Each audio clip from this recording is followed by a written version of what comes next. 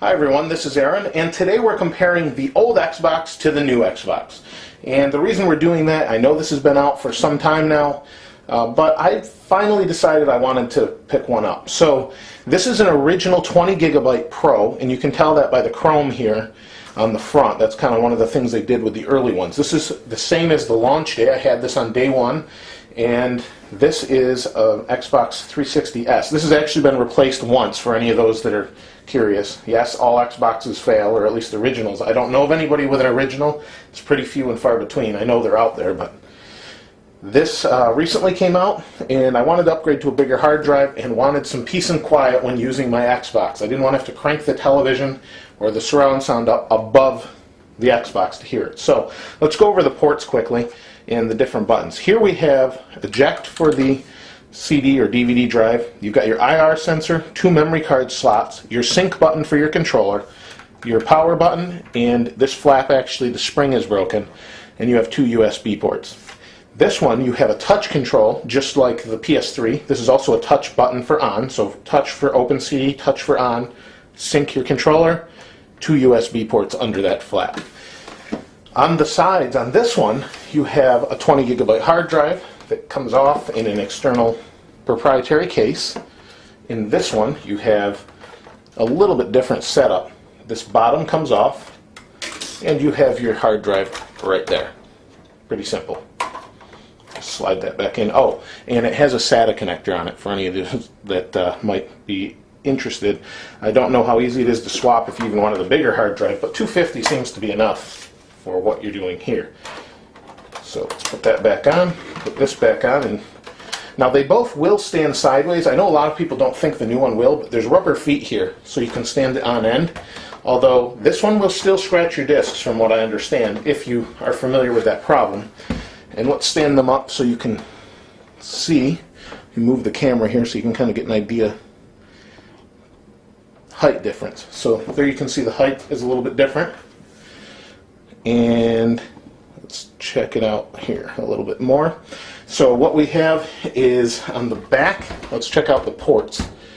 So what we have are 2 different power connectors.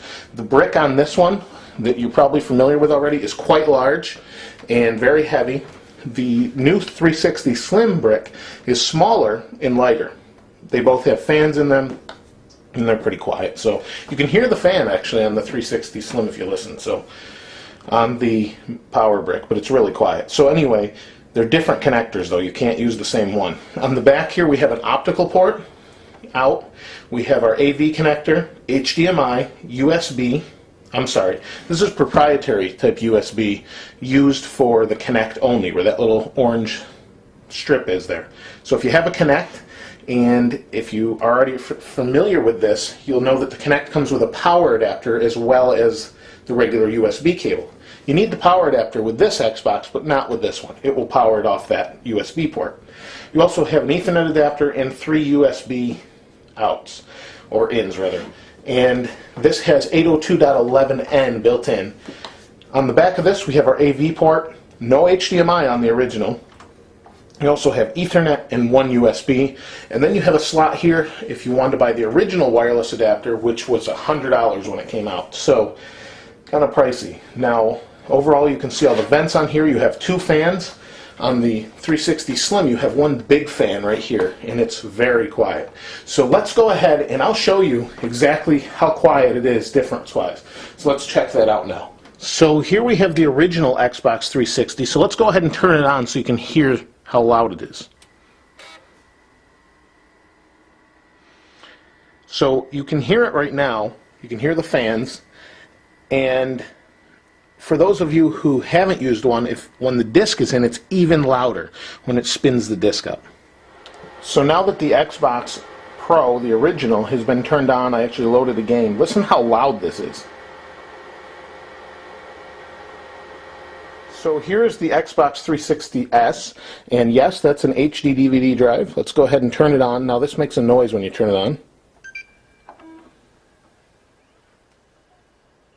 You can barely hear it. Now I'll give it a moment to boot up.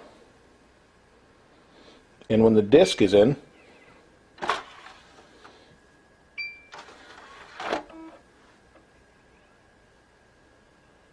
Still pretty quiet. That's as loud as the 360S gets. So let's go ahead and look at actual boot up times now.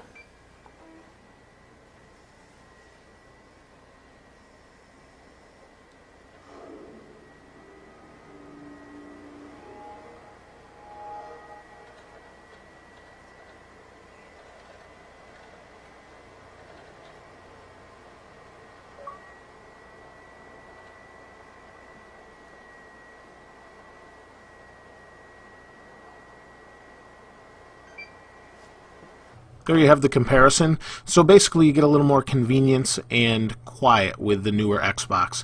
But if there's anything I didn't cover that you wanted to know or have a question about, please feel free to ask in the comments below or send me a personal message. Either way, I'll try and answer it the best I can and as quickly as I can. Thanks for commenting. Again, thanks for subscribing. If you haven't subscribed already, please do so. And I'll see you next time.